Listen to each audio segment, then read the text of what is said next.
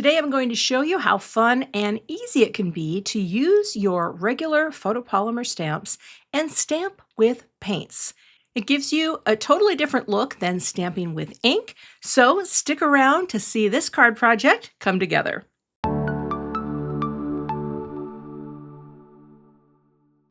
I'm starting out today with this stamp set from Gina K Designs called Dancing Leaves. And having a thicker style of stamp is ideal for this technique. Now I do have my paints here. I won't be using all of them, a block, and I also have a little tub of water. You really want to get your stamps into water as soon as you're done stamping with the paint. Now what I thought I would do here is make myself a throwaway paint palette. So I'm just cutting the acetate from the packaging, going to secure it to the table. I'm adding a magnet down, and I'm going to add my paints to this slick surface, and I don't have to worry about cleaning it off. I'm going to prime my stamps first with my stamp conditioning eraser. You can also use your fingers for this, but it just gets all your stamps ready for mostly ink, but I'm using it with paint today. But this is just a habit that I've gotten into, trying to get them all done at once. So I've got my first leaf on a block, and I'm starting out with Crackling Campfire. Now this is way more paint than I needed because I wasn't sure, didn't know yet, because I don't think I've done this before, or if I have forgotten. You don't need much. So I've got to stamp off a little just to kind of make sure it's not too goopy. And then I'm going right into the center, stamp, press, hold, and lift straight up. And I love how that looks.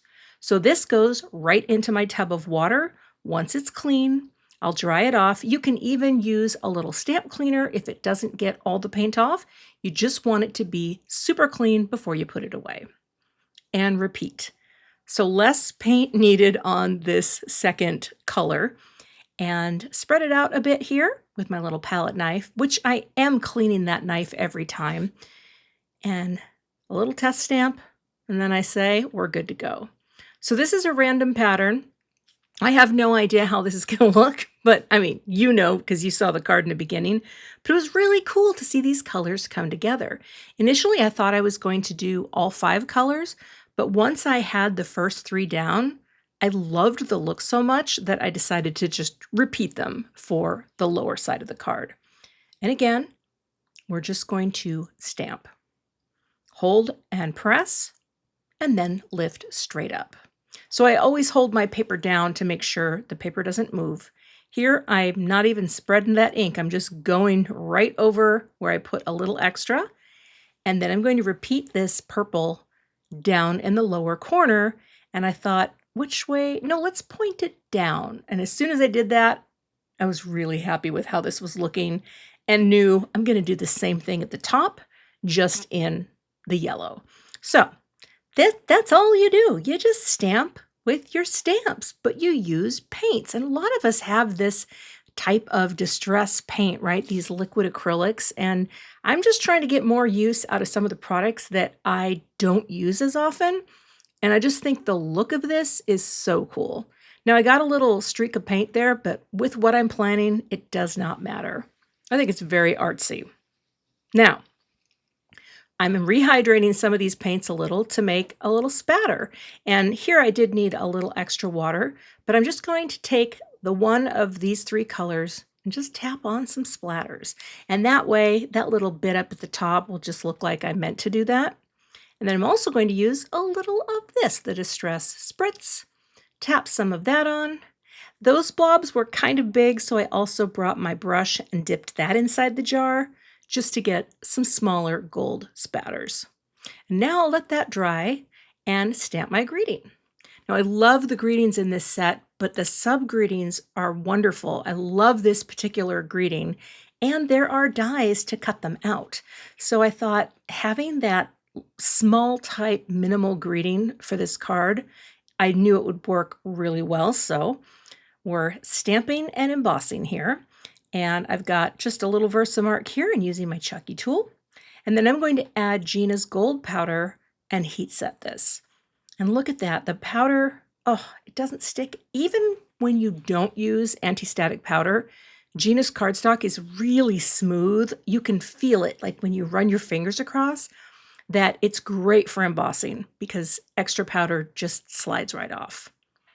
So we'll melt this powder, and I have this beautiful gold greeting ready to be die cut.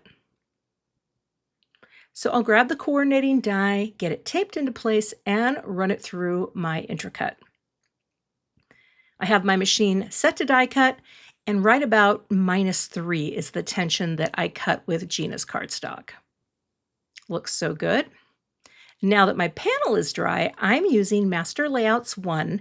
This is the smaller of the two, so I can cut this panel out, and I will let you know that a little bit of that gold did transfer to the white plate. I just cleaned that off with a spritz of water. But I have this now, and then I'm going to use the larger of the two dies to cut from a matte gold cardstock. Yes, Cathy's going to put that thin matte on there, and no, I'm not cutting the center out of that gold. I have a good stash of gold, and I just want it all to be nice and even and sturdy. So I'm wasting the cardstock, but we're sticking it on. We get that beautiful gold margin, and I just think it looks so pretty. Now I'm going to double up the greeting. I cut out one more die cut shape of that greeting just to make it a little more substantial. And I'm going to add foam squares to the back here because I want to pop this up right in the center of the card. And that will look lovely. I'm using Plum Punch for my note card base because it looks so good with the Seedless Preserves paint. It's a really great match. So we'll get that folded and scored. And then I'm adding foam tape to the back of my panel so I can pop that up on the Plum Punch. I love just that little frame of purple. It looks so good with these colors. And I'll pop this right into the center of the card. I did add a little bit of glue just so that I can wiggle it and get it into place, make sure it's straight before those foam squares really stick. I was going to use my ruler, but you can't really line up the ruler when you have letters that go above and below the baselines. So I eyeballed it, and it looks pretty good. Now, normally I'm a fan of the odd numbers, but here I decided 6 sequins filled out this design so well. So a little matte connect glue and boop, we'll get those down. The pearl mix is my favorite mix. It's such a great way to finish a card, and look at how pretty that turned out. I love paint stamping. I think if you've got some, give it a try. Let's review the card. Let's take a look at why this card works. I'm going to bring in my rule of thirds. This is a compositional grid that helps me to talk about design, and where these lines intersect are just key areas on any space. And this is designed, well, it's upside down, to work perfectly with a US A2 card, which is 4 1/4 by 5 1/2. We have a diagonal design here that touches into each of these openings, and it's a really nice way to put art down onto a given surface, right? It leaves a nice bit of open space at the top and the bottom, and even though it's going at an angle, it kind of feels symmetrical in terms of having the same amount of white space on either side. These two stamps repeat, our colors repeat here, and that gives a nice bit of repetition. And here, as I said, we repeat colors here and here. This center color, that crackling campfire, I used in the spatter. So what that does is adds a little bit of repetition with that single color. We have our gold spatter, which is picked up both with the matte gold frame that's around the base of this and the gold embossing powder as well.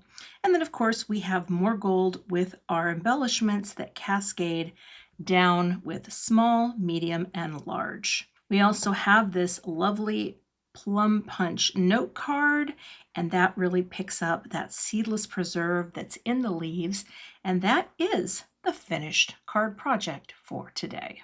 You can find links to all of the products I used in today's video in the YouTube description box. If you're not a subscriber to my channel, I'd love to have you, so please hit that subscribe button and be sure to hit the notification bell so that you don't miss the next time I post. Here is another video you may be interested in checking out, and I'll see you in that clip.